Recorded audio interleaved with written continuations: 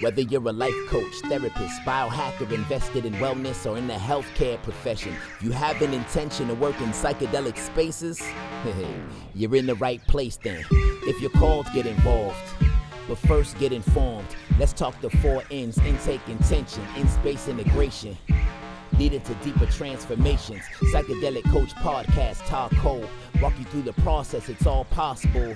Leave space for the follow through. Most importantly, integration is not optional.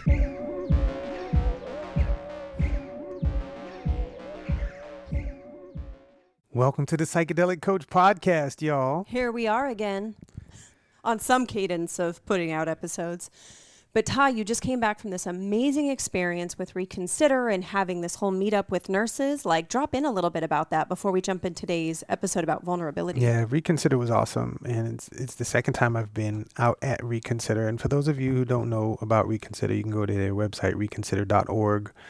Reconsider puts out documentaries, and they do a lot of really wonderful things around psychedelics. And they actually are responsible for the documentary Fantastic Fungi, and the documentary Disturbing the Peace, which is awesome.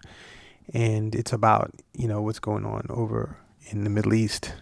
And so I got asked to come out and co-host and to invite some nurses that are in the psychedelic space to go out and talk about community and bringing community together as far as nurses are concerned, because there's been a big hole in community around nurses, and the ideas around psychedelics being able to support people in releasing their old dynamics around how things should be opened up a tremendous space for nurses to connect. So I got to invite a bunch of nurses. 5 of the people that were there were actually nurses I invited out of the 20, and 4 of them were Condor coaches, which is absolutely wonderful. Shout out to Shadow Shelley McLeod and Goddess Jocelyn, who came all the way up from Ecuador. Mm-hmm. Brett Nicole, who came from Utah. Marion came out from Dallas. Like, it was wonderful. And CT cannabis nurse Lisa Capitani, who was on this podcast a few episodes back, actually came out as well. So we had a wonderful connection time with nurses, and there was a lot of vulnerability there. And we had to have people open up and really talk about what their positions were with nursing, what their fears were, what their challenges were, so that we could actually come to some semblance of creating an idea of what community would look like in nursing, and in nursing with psychedelic studies, psychedelic therapeutics, and so on. And it was wonderful. Absolutely game changing. Mm-hmm.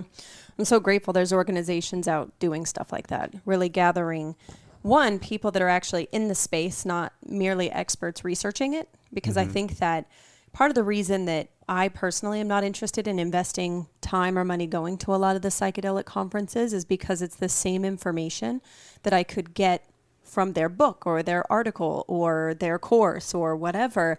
And that's not where I want to spend my time and resources, because I feel like it's echo chambers of the same information. And I appreciate that Reconsider is really looking to expand and diversify the thought processes among nurses and people that have been in different aspects of nursing. Because I'm sure you could speak to someone that is clinical in, say, an urgent care in South Jordan, Utah, isn't going to maybe see the same things as an emergency medicine nurse in, Woodhull, Brooklyn.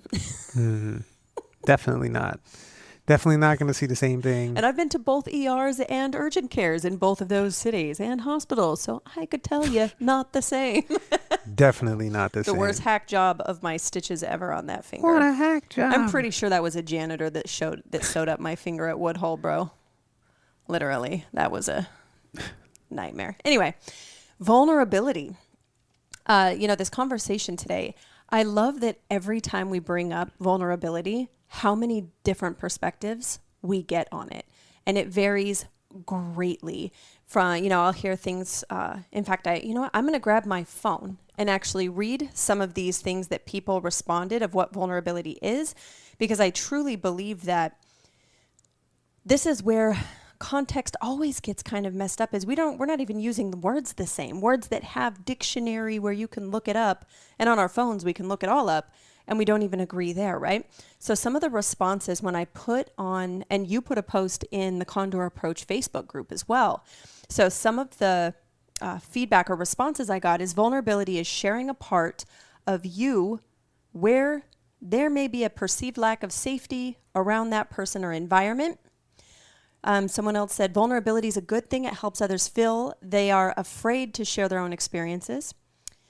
Another person said vulnerability is a spectrum. Too much can be toxic, so can too little. So for you, Tah, some of the perspectives, what are some of the things you've heard people say or share about vulnerability? Then we'll dive into kind of, we'll say dictionary in our context of vulnerability. Yeah, well, most of the time when I talk about vulnerability, people assume that I'm speaking about a person being able to be harmed or attacked or something horrible happening. They're open to destruction. They're open to being exposed, and they're not mistaken. They're not off from the vantage point that I work from.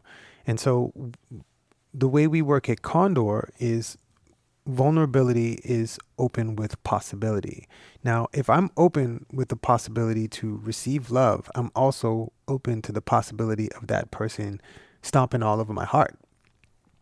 It's still vulnerability. I am open with possibility. Just because I'm open to the possibility of being hurt doesn't mean I'm going to be hurt.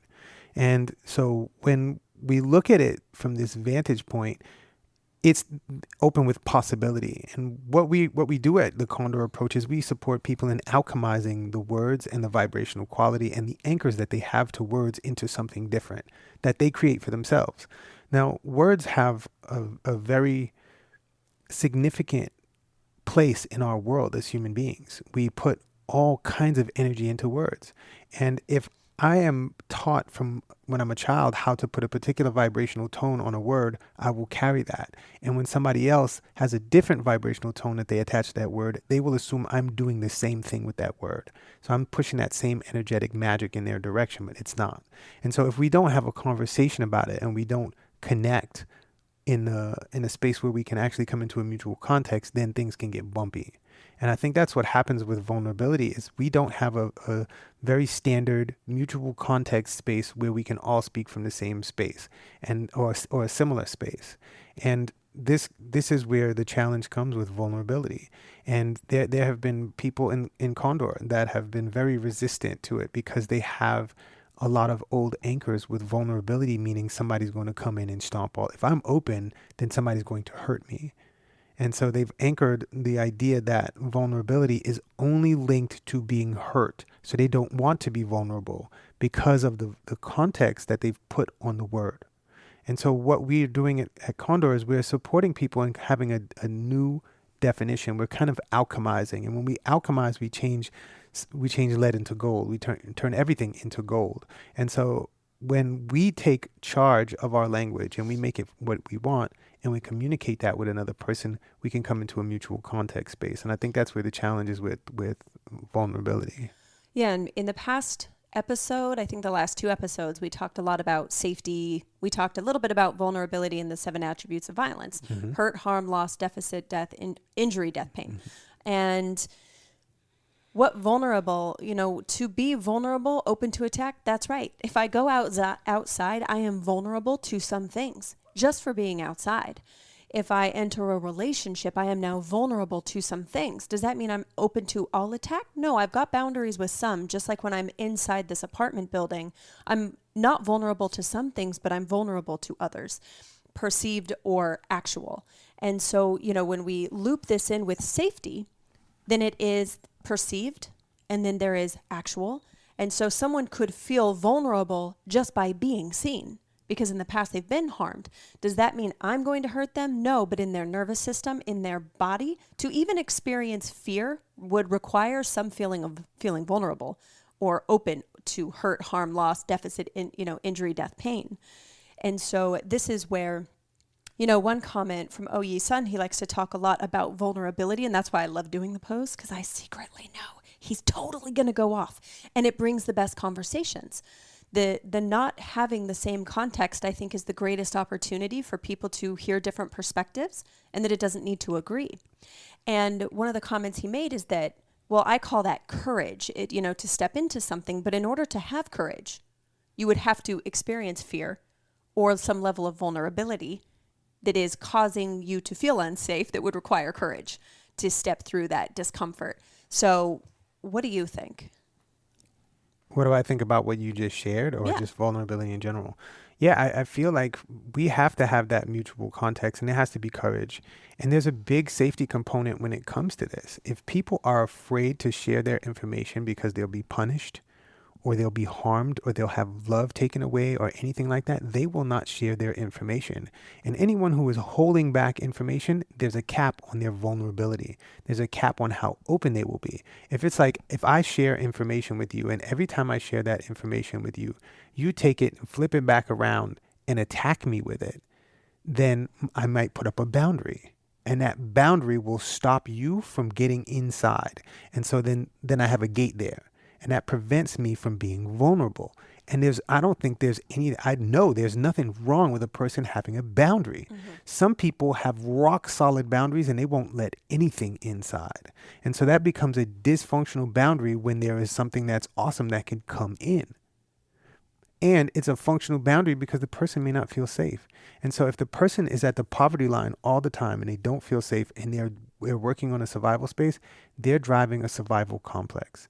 And that survival complex is going to come with survival hormones. It's going to come with survival language. It's going to come with survival dynamics, period.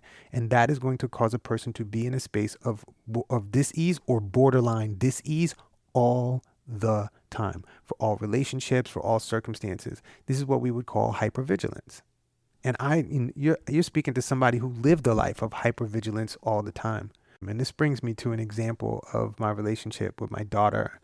And I lied for a good amount of my life. I mean, I dare say most of my life I've lied about things, and that includes lying to my daughter. And there was a point where, there was a lot told to me about how terrible of a parent I was by my parent. And I took that on.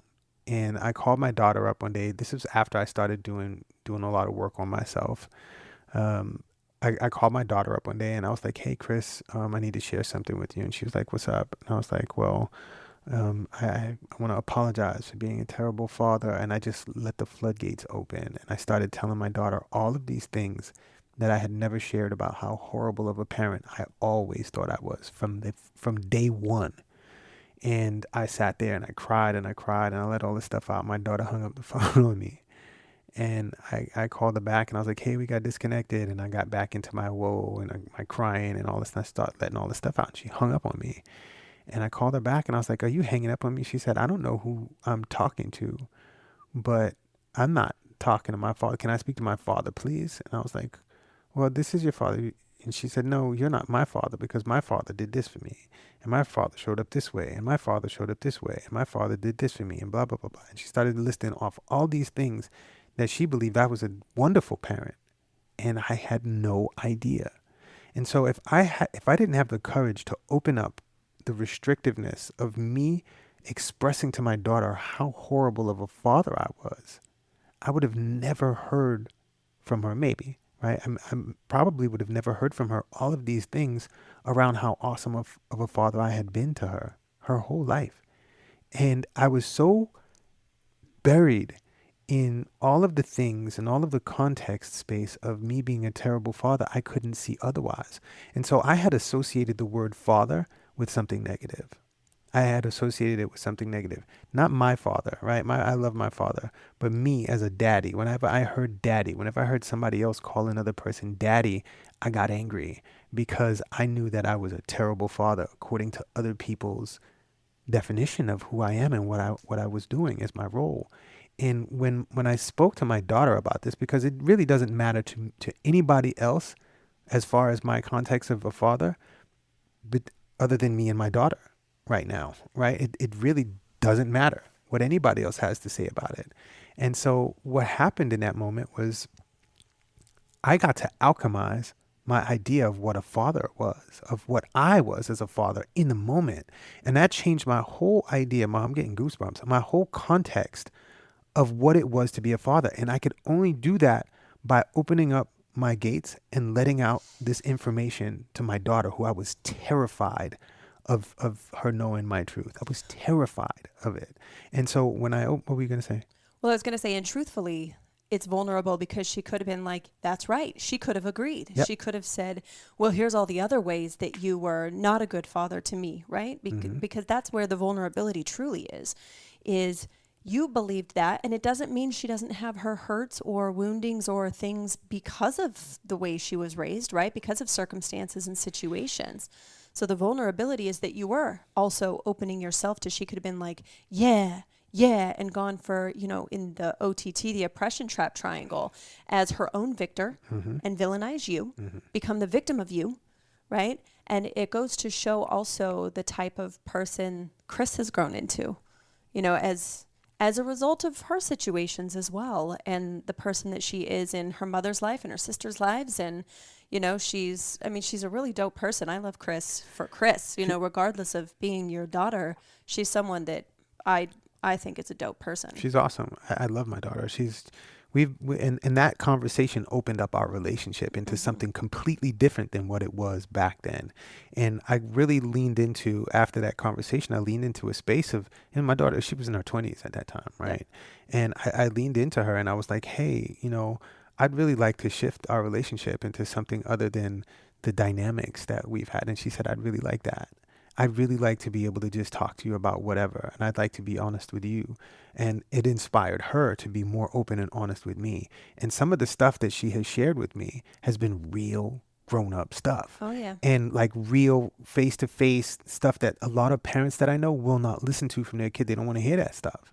And I'm honored to be one of my daughter's best friends, and people will be like, "Don't, it's not your friend, it's your kid." I don't ascribe to that crap. You have different relationships with different friends all the time. Right. And so my daughter has been one of my greatest teachers in this world. And if I didn't open up to her that time, the possibility of my relationship being this way would have probably been a lot smaller. Right. I would have had some other entry point into getting to the dynamics of closeness I have with her. That is part of the possibility. But like you were saying, she could have also been like, man, I don't know. You know what? It's your fault. This is your fault. And as a matter of fact, I don't ever want to talk to you again. There's all kinds. I could make up an unlimited amount of possibilities. But there is when you open the gate to allow your information out, and you open your gate to allow that other person's feedback and information in, that is vulnerability. Mm-hmm. There was one moment, she had to have been like 23, had to be like 10 years ago. And I was sitting on the back porch with her, right? And that was at one of the parties. Yeah. Mm-hmm. She's smoking a cigarette and she was like, I just don't want my daddy to see, right?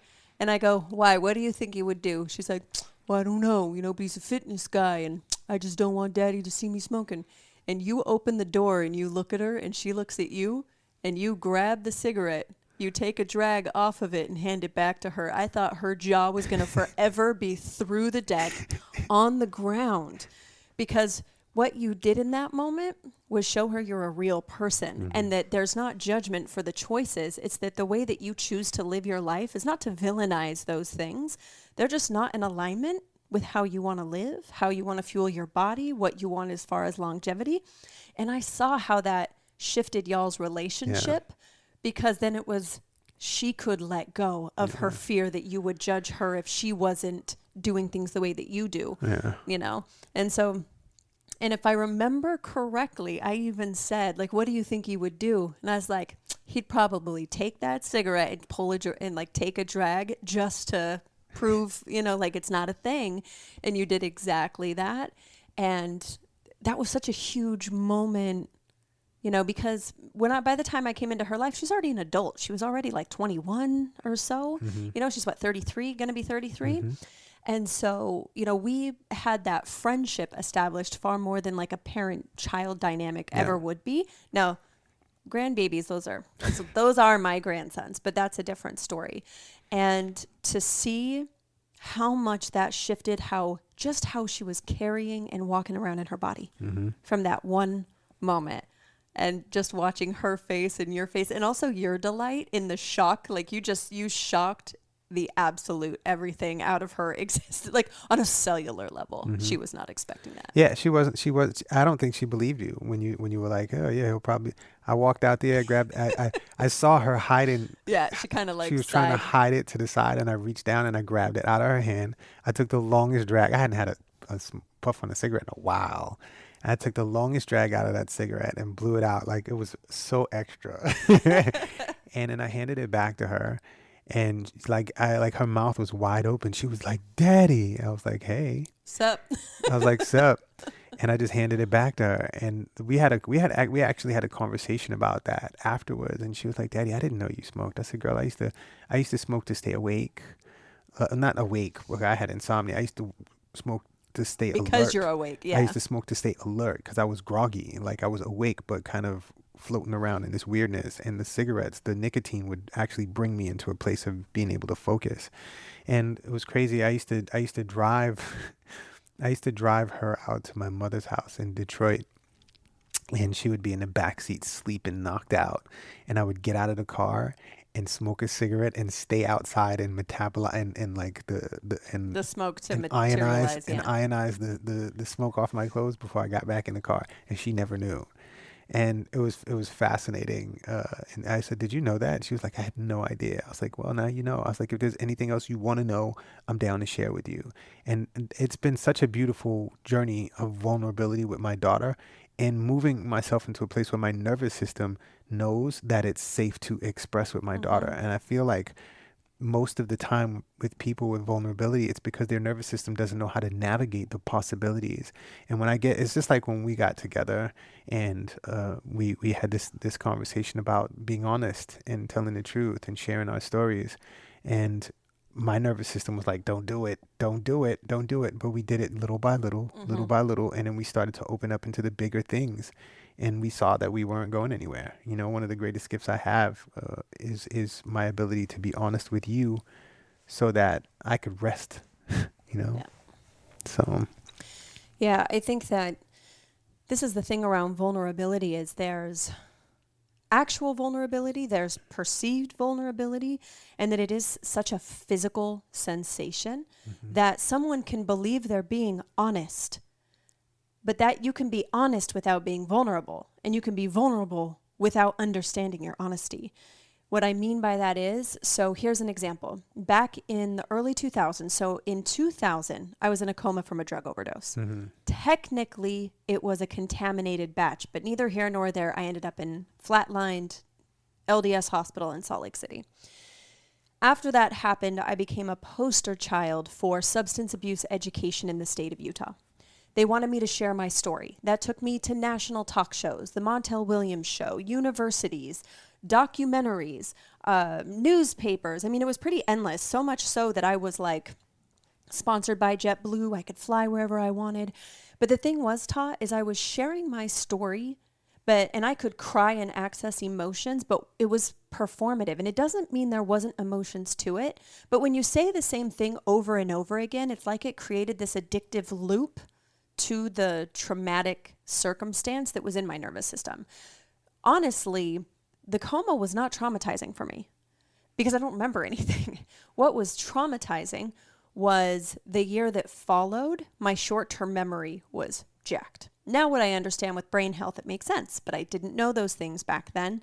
And I went to a cosmetology school. I couldn't pass the tests, changed to another cosmetology school. So that was far more traumatic, we'll say, because it was like, holy cow, I'm actually not okay after this.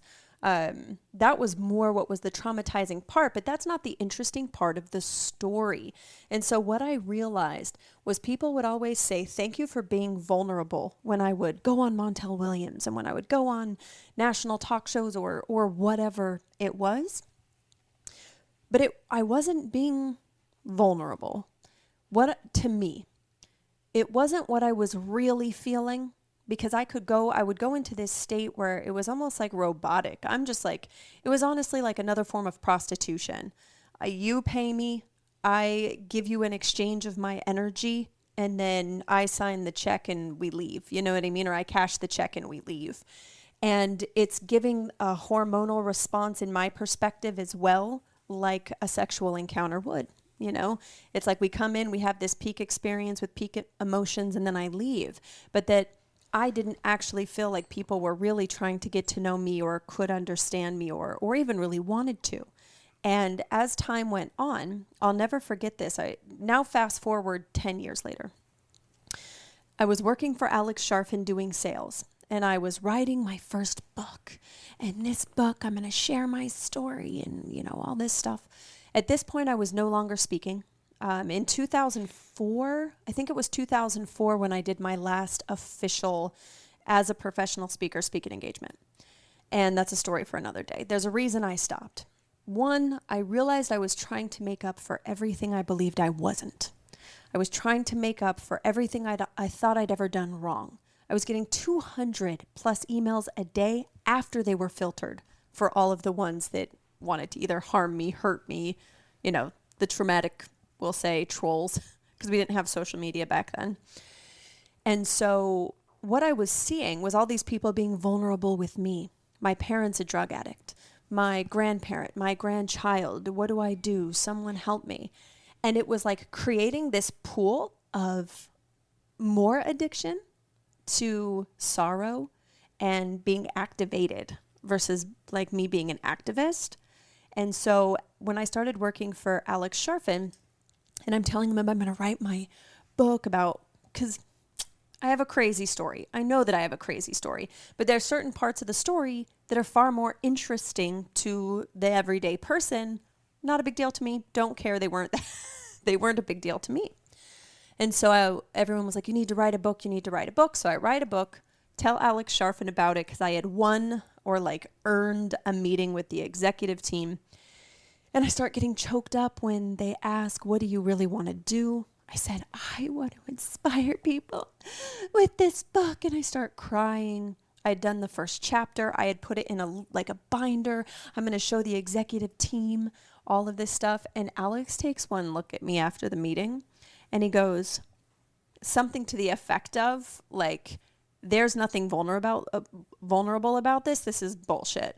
He's like, vulnerability isn't tapped into just like that. You went right there. This is something you've done 1,000 times over, or however he worded it. And as hard as it was to hear in that moment, I knew he was right. That wasn't true vulnerability as far as me being open to possibility, because I really wasn't. I was quite closed, actually. And so this is when I started to, at this point, I was like 2 years into working with psychedelics in a therapeutic capacity. And I had started to explore what it was to actually open myself to love or open myself to kindness or even trust people to be in the same room as me and not steal my stuff. I did not even perceive having people around was safe, let alone opening up my heart or anything else, right?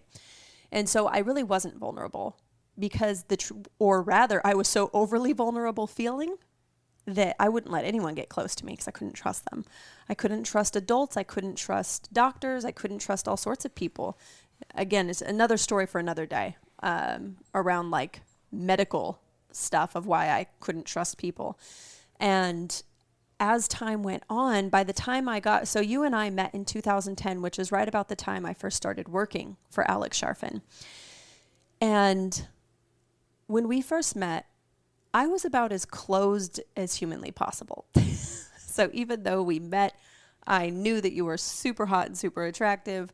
There was no possibility that I was going to be open. Like if we would have dated in 2010, there's no way I think we would be here today. I agree. I was pretty closed off myself. Yeah. And I was very much in the blow it all up, whatever phase. And so that's why we were meant to reconnect in the time that we did, because it would not have worked in 2010.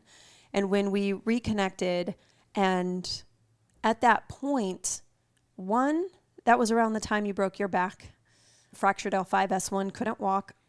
I was in a really good place in my life. So it's like I didn't need anything from you. I didn't need to rescue you or save you because I'd done that in my first marriage. So I was very aware. And also, I was very drawn so the toxic in me saw the toxic in you. There's a whole lot of toxic. Well, and it's that like attracts like, you know, and I thought it was super hot and still and all of that stuff. That's why when people are like, well, you got to stay away from toxic, I'm like, or lean all the way in. Lean all the way in and then open it up. Right. And that's the key thing here is I think that when it comes to vulnerability, we started having the conversations that, because it's like it almost, because it didn't make a difference. If you left, whatever. If I left, whatever. And there was a part of me that wanted to prove, if I was radically honest with you and really open myself up, I think there was a part of me that wanted to prove you couldn't handle it. You know, where it was just like, oh yeah, you think you've seen anything yet, sucker? This is the collective. You have only made it past the front guard of the building. Like you haven't gone anywhere yet. And so I think there was a part of me that was like, I'm going to be so honest and vulnerable, and the fear of that he could hurt me from my old context, my old understanding, that I could be hurt, but back then I would have said, you hurt me, that would have proven to me that no one could handle me. And so it was still this like toxic drive for, it's like, oh, you think you're so tough? Oh, you think you're toxic? Oh yeah, I'll show you toxic. And you know, the term toxic is a relative space. Totally. We could do a whole podcast on that. Maybe we could. Let's put do it on the list. Let's do it. Well, and that's the thing, right? So it's like when we talk about toxic traits, when anytime someone's like, I want a relationship like you and Tah have, I said, no, you don't. Because you're not even willing to confront people you like right now. And some of the stuff we had to confront within ourselves and each other were things that we did not like. And in past people we didn't like. The thing is there was a level of, I would step forward, you'd step forward. You'd step forward, I'd step forward. We kept showing up in a way that neither one of us had experienced in that way before, or at least it was the time where we could both meet each other in that way. And that was the difference for me.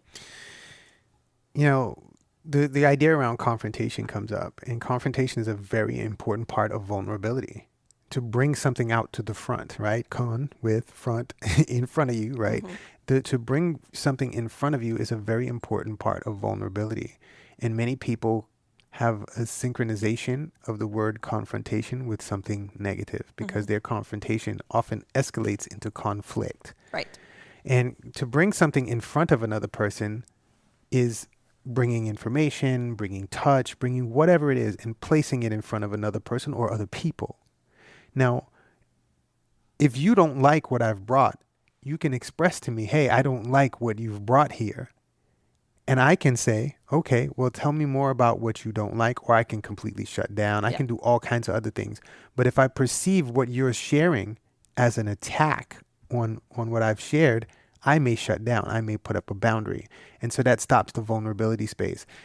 Part of what I find the most challenge with people with vulnerability is they don't have very clear boundaries with themselves. And so they don't know how to set boundaries. They don't know how to say no, yes. And they also don't have a challenge with being uncomfortable. I have been uncomfortable, I dare say 95% of my life, 99% of my life, I've been uncomfortable. And so I'm very familiar with it. And so part of my exploration with vulnerability was, how much of this discomfort can I lean into so that I can actually see another person and see beyond what I have anchored into certain words or certain dynamics or certain touch patterns, and see if I can alchemize that into something new. And this is where the alchemy comes into place, is where we alchemize this and change it into something different. And so when you come to me with something and you express, and I let that in, even if it's uncomfortable, I might say, hey, can we take a breath for a second? Hey, can I step back a little bit? Hey, I'm feeling this in my body. Is it okay for me to be feeling this? And when you say, yeah, it's okay for you to be feeling this, can I continue? I say, yes, right? And then we continue, and you continue to let out all of the things that are coming through you. And I can stand in my own discomfort. And I can sit here and I can say that you're making me uncomfortable, or I can say that I feel uncomfortable. This is a different space where we start to alchemize the dynamics between us. Well, and I think this is what really trips a lot of people up, and why the live event, why we do it in person, is so critical here, is whether you want to create social change or change in your family dynamic, it is a person's inability to hold space for themselves when they're feeling vulnerable, and I mean open to attack vulnerable, that ends up in a place that isn't effective. And I say effective as in, if you want to create change in your family or your culture or your community, that is anchored on if or how you hold space for yourself in confrontation. Because this is part of, as a woman in the space, someone that identifies as a woman in the space, I have made it my business to have some of the tougher conversations with men that some of the ways that they were operating could be perceived as villainous or predatory or whatever, because now that makes me vulnerable, especially when it's someone I don't have very much rapport with, for recourse or even retaliation. The thing is, for me, I know where my boundaries lie in how someone can treat me and talk to me. And so if I open up to share with someone, hey, this is what's kind of what I'm hearing. Hey, what's going on with this, right? And they are open to hear from me, then if I come projecting at them or to attack them, the second they feel they're under attack, they're going to shut down and leave. Right. That's not going to change anything. And it doesn't ever excuse behavior or make someone's actions, make them not responsible for it.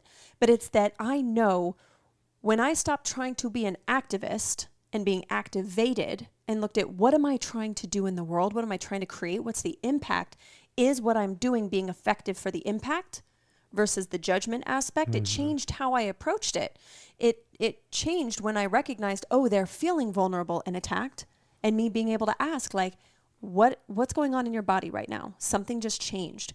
Those are skills. And until those skills are developed, we're not going to change anything. Nope. Because all that happens is someone becomes, I'm going to come in and rescue everyone. I'm going to be the victor. I'm going to attack the villain, who's going to send the virtue signal to their community that now this person is the villain. They're going to come for you, and now we have war.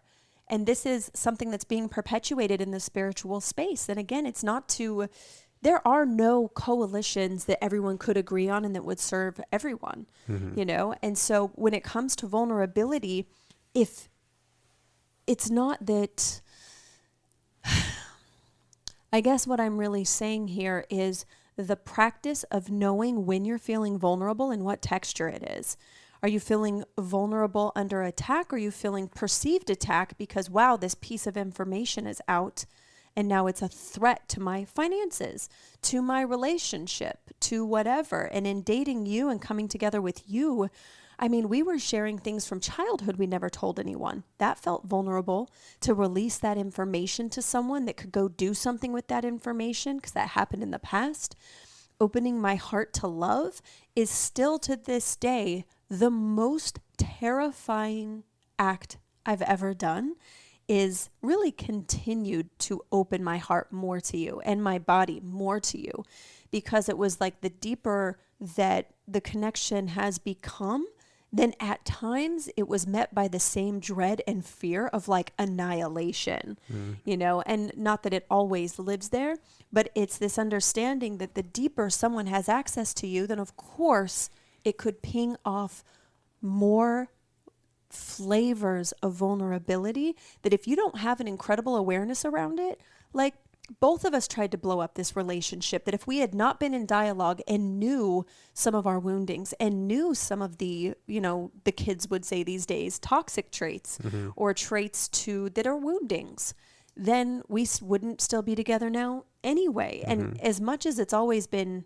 like easy to be with you, the feelings I have felt because of the depth of safety with you have not always been easy, you know, to really question myself for, until he's done, or, you know, whatever stories could run.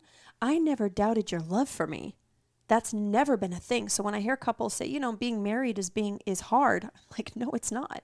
It's the easiest part of my life is being married to you, being your partner, being your friend, being your wife. I love you. It's true. You know, what it's inspired in me has been facing horror and fear and like the deepest traumas could finally come to the surface to be integrated and worked with because they were safe enough to. And so for me, vulnerability is a practice that takes me understanding what that looks like for me, what the different textures and flavors of my vulnerability is. When I'm feeling vulnerable, like not accepted, I notice I can become sarcastic, over the top, or not putting myself down, but there's a deflecting that I'll witness happen. And that's because the level of self-awareness that vulnerability isn't a thing. It's one way to be. And in psychedelic circles, I watch people start to learn or be modeled that vulnerability means you show emotion, which is not the case. You know, where it's like being vulnerable. Oh, you shared a trauma that happened as a child, and here in this circle, in this community, good job. You did good. You shared a deep trauma and being vulnerable. And I kind of call bullshit on that being vulnerable. Well, I'm going to contrast it with, for me, it's almost like a performative vulnerability because it helps someone fit in for significance versus... No, go ahead. That's acting. That's acting. Yeah, that's what I'm saying. Performative. That's acting, and acting is acting. And do you think those people fake orgasms? Maybe. It's a buffer though. If a person doesn't feel safe and they come up with it, this is where in the psychedelic communities, right? All these things that we call psychedelic communities in the self-help sectors, in all of this stuff right now, people are talking about imposter syndrome. And imposter syndrome is a way to cover up that you are terrified of your real information coming out. So you present the way you perceive or the way that you're projecting that somebody else wants you to be. And so you provide that. This is another way of running away from truth. And we are in our society as at large on this planet, people are very, very adept at running. Right? We have fight or flight. When we have the far end of the sympathetic nervous system, the protective spaces that stop us from dying, we have fight and flight. Fight is lean in and attack, right? To fight something away from me. And flight is moving away from something. And many of the times when people are in these spaces where the possibility of vulnerability comes up, they will run away. And there are different ways to run. You can leave the situation. You can be evasive in the situation, right? You can act, and you can throw up smoke screens, which would be the acting. All of that is a form of flight. This is a very highly developed flight mechanism where people are running away. And so that is a space where if they perceive that they could be vulnerable to attack, they shut down, they provide a boundary, and they provide not just a boundary, they provide a whole mechanism and dynamic around being dishonest. And we have said this in podcasts in the past. When someone is being dishonest, it's because they're protecting something. They're protecting information. They're protecting their feelings. They're protecting their family, their money. This is a protective mechanism. And flight is a protective mechanism. I don't blame people for running. I don't blame people for not being vulnerable. This is a skill set that we support people in developing. We support people in developing vulnerability. And that awareness piece, right? Because if someone is feeling that imposter syndrome, like you were talking about, and yet if you ask them, they'll usually say they're authentic. But it would be impossible to be authentic if you feel like an imposter. It's almost like being able to strip back down to see what's genuine for you. What is your genuine desire for your life? And then we're going to do a check-in and reflections on each area to see where is my authenticity? Where is my vulnerability? What does that look like? Because part of what, being at the live events that we ask for also is, hey, if you see me do something that seems outside of who I say I am or who I want to be or who I'm growing into being, I want you to say something. If I seem cold or standoffish or anything, I want you to check in with me. It's my invitation because I can't see myself in that way in those moments. And I remember a moment with Wavelength where she came up to me. She didn't say anything and she just opened her arms and I gave her a hug. But those moments, that's what got me back into my body and in my heart for the training. I think it was the morning that you threw the merchandise in the garbage can and it was garbage day. Anyone that was there was really funny. The short version of the story is one of the days for the training, I'd put it all in a garbage bag by the stairs, which is also where I put the garbage for Tah to take it out. And so we get to the training for one of the 5-day trainings, and I was like, hey, where's the bag with all the prizes? He's like, what are you talking about? I was like, it was in a big black garbage bag. And I saw his face. I'm like, no, on garbage day. So when I got back, I was frazzled and, all the things. And that moment with Wavelength, if Wave wouldn't have known I was open to that, would she still have come up? Right? Like, this is where having people around you, they're working in collaboration with you to help you in your authenticity and your vulnerability. Because instead of people coming up with all these ideas of who I am, when I can almost give them the user's manual of like, hey, when I'm not feeling safe, here's what that can look like. And my invitation is for you to bring it to my attention, or here's what you can say. It's even vulnerable to share that information, And so the being able to work with things like the logic ceiling and body mapping, I can tell in my body what's going on, where I'm not feeling safe, when I'm feeling vulnerable, and it's in my body first, because I perceive it in my body first. I'll start to feel it maybe if I'm going to get up and speak and it's something that I'm not as familiar with, or something emotional is coming up, I start to feel it more in like my upper chest, in my throat, around my throat chakra, right? And so there's no way that I would be able to now navigate the tough conversations around racism for myself, like as a white woman in this space, being able to hold space around people that are transphobic, are homophobic, to bridge conversations and open up their minds to other possibilities. If I didn't learn how to navigate that within myself and how to be vulnerable with them, and also understand my own boundaries and what I'm willing to tolerate as far as behavior in return. Like, I think that's the other thing, is like, people want to just speak their truth, but they're not actually as interested in being heard, or they don't function. Is their effectiveness is they're not being heard because they show up angry, and they'll say that, their anger is their vulnerability. They're showing, their hurt, we'll say, but that it's not necessarily effective. So I think, to rewind and just kind of put a bow on this piece is, for vulnerability, without that understanding your intention, what do you want to know, do, be, or understand in your life, in a dynamic, in a situation, in a relationship? Until I continue to bring myself back to that, and then look at my vulnerability and look at my genuine desires, and is it authentically coming through from, like nose to tail? Well, I mean, there can be points where a person starts off in authenticity, and then their limiters will come online. And this is one of the things that I've had to do with some of my one-on-one clients, is discuss limiters. There's something poking me in my head here. It's the tree. Ah, okay. There's there are limiters that that come online when a person feels like they may be sharing too much. There may be a judgment coming online. So and people will say that to you too, like, "Whoa, that's too much." Not everybody will. Some people will just go into, they'll start off, and then they'll start to get a response from people, and then they'll go down the deep end and make something up. Yeah.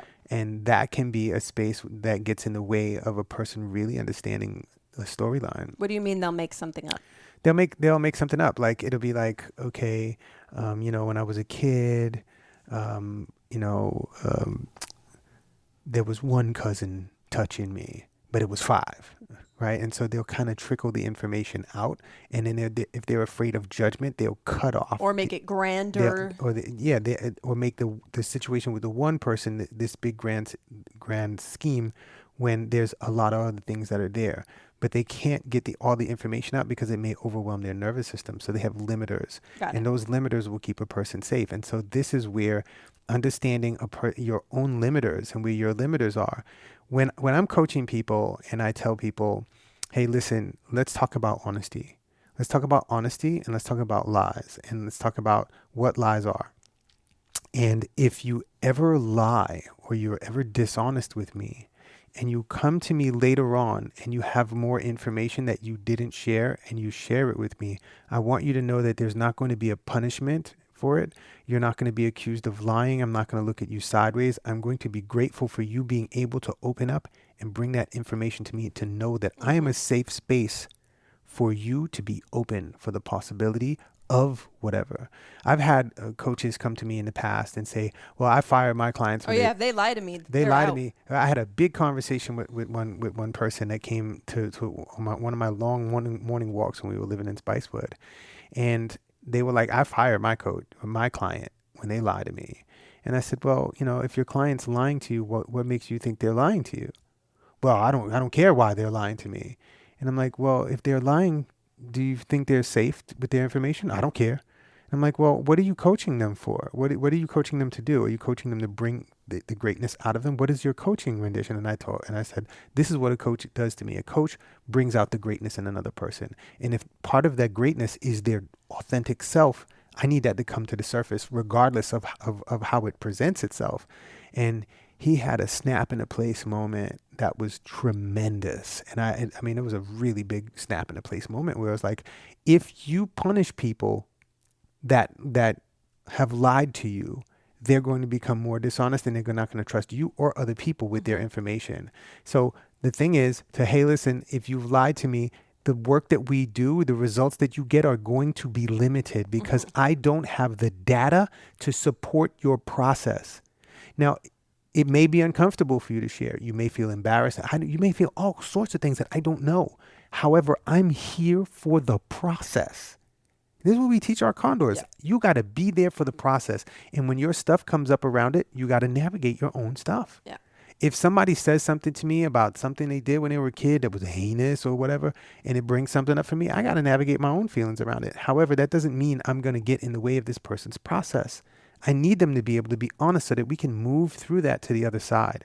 But if a person is withholding information from me, and we keep running into walls, there's probably a space where this person is not being vulnerable. Yeah. They're not being open to possibility of me getting that information and supporting them and changing and alchemizing that information into something different.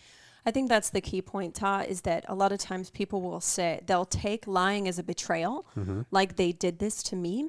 And when you can shift the perspective a little bit to where are they not feeling safe? And it doesn't mean you're not hurt by someone's actions or withholds or whatever. And this is where I think that quite often people keep flipping to the polarities of things. And as you say, coming to the no-larity and the other, the gray that's not the black and white, that's really where freedom lies. Because whether it's being vulnerable or being honest, there's too much. And so someone, if they have a lot of past experiences go into one ceremony weekend, they can share in a container that's not safe. Where then, one person from the ceremony goes and shares the person's name on Instagram. Oh, I did ayahuasca with this person in Georgetown, Texas, and that person could lose their job, right? And so it's that vulnerability isn't something that you have or you don't have. It's always present. In what ways? And are you in a place to explore vulnerability for yourself where you share some of the information? Maybe it's your first time sharing things that happened in the past and you feel safest to only tell the facilitator, not the whole circle of people, and not just flipping into totally open, because that's dangerous too. And we've watched people go into psychedelics and get cracked open. Then they go into tantra, then they go into this, and they open up so many things at once that it creates a trauma response in their nervous system. At some point they hit a wall and the body shuts it down because it's like the barn doors got blown off and the windows. And, now it's like a monsoon season and you're like, oh, I wish I wouldn't have blown out, the protective mechanisms that were serving something. Right. And the protective mechanisms that are there are individualized. Yes. There are people who do all kinds of wild stunts and base jumping and jumping off of cliffs and all these other things. And it's magical. And those people are oftentimes accused of being reckless and all these things, but they don't die, right? And it's like they're vulnerable to the possibility of dying. When I jumped out of an airplane at 14, was it 14? No, it's like 10. 1,400 feet? Yeah. Yeah, the one in San Marcos was 1,400 feet. So we jumped out of an airplane at 1,400. Twice. No, one was was further up. That wasn't as high. So The one with 1,400. Elena? Yeah, 1,400 feet. We jumped out of the airplane, and you know, I could have. The paperwork that they make you sign it's ridiculous. You could die. You could die. You might die. And if you die, you cannot hold us responsible for all. And this is a possibility. It's a possibility. It's a possibility. But if you look statistically, there's a lot more things that are a far higher. Car. Not for me. Delete. I got 140 years on this time around. Automobile accidents are a lot more fatal than people jumping out of airplanes with parachutes. But the thing is, if I let myself be exposed to this, but I take all the measures that I possibly can, I get my nervous system into a place where I minimize that. That's my choice. Mm-hmm. And people often feel like they don't have a choice, and they shut down as a result. They don't know how to navigate conversation. They don't know how to navigate being touched or touching. They don't know how to navigate these things. And so this is part of what we talk about. Radical consent for everything. Hey, is it okay if I share something with you? Right? Because I'm looking to open up and share something with you. And that opening is me letting information out. And when my information comes out, there's a possibility that you might be hurt, that you might not like it, that you will accept it, that you will love it. There's all these different possibilities. I mean, that's a whole other podcast on radical consent, because I don't know that most people even know. You know, like we will actually unpack that in a full episode, because growing up in Utah, growing up in the LDS religion, there was a time, like when I was first going to ceremonies, I remember there was 2 men there that became really good friends that I knew were really safe and all of that. And even still, just for one to sit on the couch next to me and hold my hand was so over the top unsafe feeling. Because I was married, and you don't sit by men and especially hold their hand or whatever. But even if I hadn't have been married, that was just one of the constructs that was feeling vulnerable in that moment, or possibility of hurt or harm, loss, detriment, deficit, right? Was this now creating a deficit in my connection to my ex-husband? Well, the answer is no, because nothing could create a greater deficit, but that's another story for another day. And so in those moments, it's also learning that we have to look at every construct that's feeling vulnerable. Again, it's not this, it's there or it's not there. It's in what ways is it present, and how, and what does that look like, and what do you want to do, and who do you inform, or how do you inform? Because by me to be able to articulate how uncomfortable him just holding my hand was, it wasn't because it needed to change, but I had a safe place to be vulnerable, to even just say, like, this makes me want to run.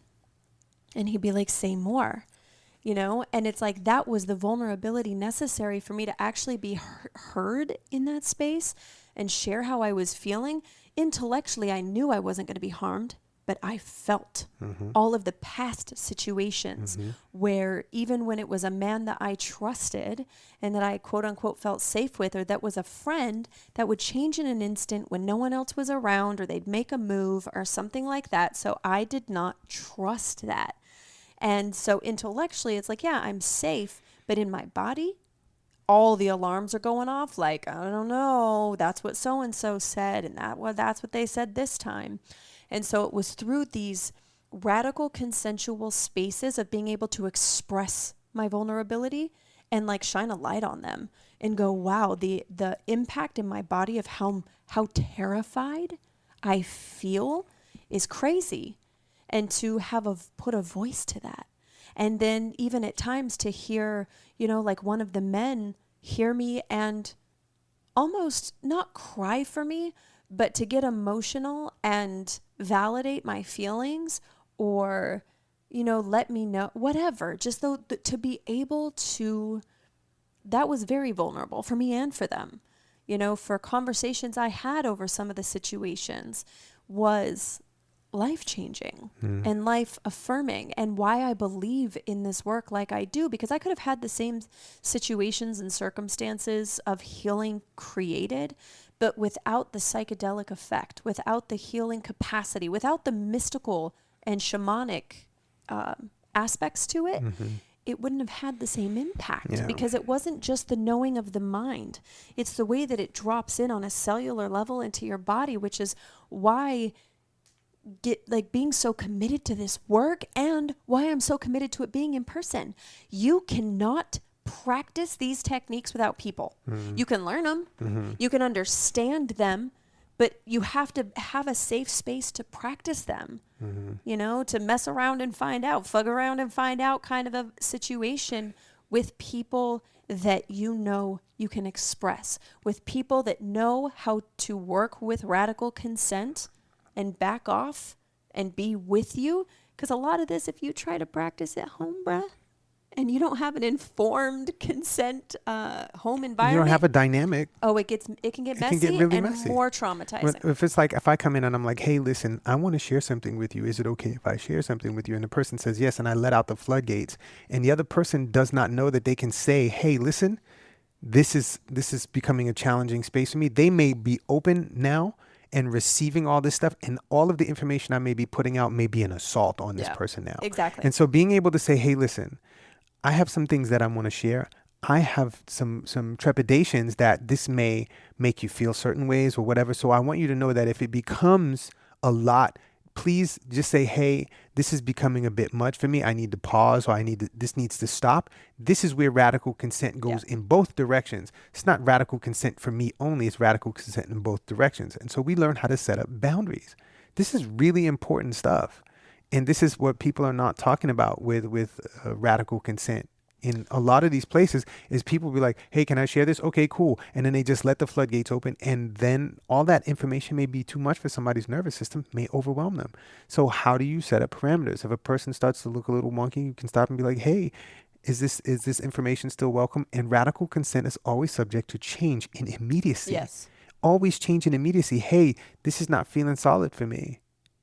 You know, one of a great movie on vulnerability and alchemizing things is Everything Everywhere All at Once. Like, I highly recommend taking a look at that movie from the after listening to this podcast. Go and look at that movie and look at the evolution of the character Evelyn, the mother, as she is super closed off at the beginning to hearing anything, and she starts to become more and more open to hearing things as the movie progresses. And by the time the end of the movie comes around, her husband Wayman, he's doing his best to be open the entire time and share all the time, and she's not open to it, and he wants her to hear, and he has a blockade on sharing the divorce papers and all of this other stuff. I'm not going to get into the story. You got to go watch the movie. But they start to contextualize and start to alchemize all these different possibilities by the end of the movie. It's absolutely wonderful, and it really falls into alignment with the idea of vulnerability, of a mother and daughter, of a father and daughter, of two parents together. Like, all of these different dynamics start to alchemize, and you can see a lot around boundaries, around the shifting of context and meaning, and radical consent in those spaces. Yeah, it's something that, as much as someone reads and studies, and no matter how many programs you buy and take, experientially is the only way to truly understand it. That's right. And, you know, I'm just going to keep drilling it in. If you haven't come to the Condor Approach Live, y'all, like, now is the time, especially if you're looking to, if you know that you want to make an impact in your family's life, in your business life, if you're a coach, knowing what vulnerability, flavors, and textures are in your body is the greatest superpower you'll ever have to recognize, like, oh, I'm not feeling safe. There's some part of me not feeling safe. I recognize it because I feel it here. And when it happens in this part of my body, it's because I'm not feeling heard, right? My voice is not feeling safe. My thoughts or my creativity is not feeling safe.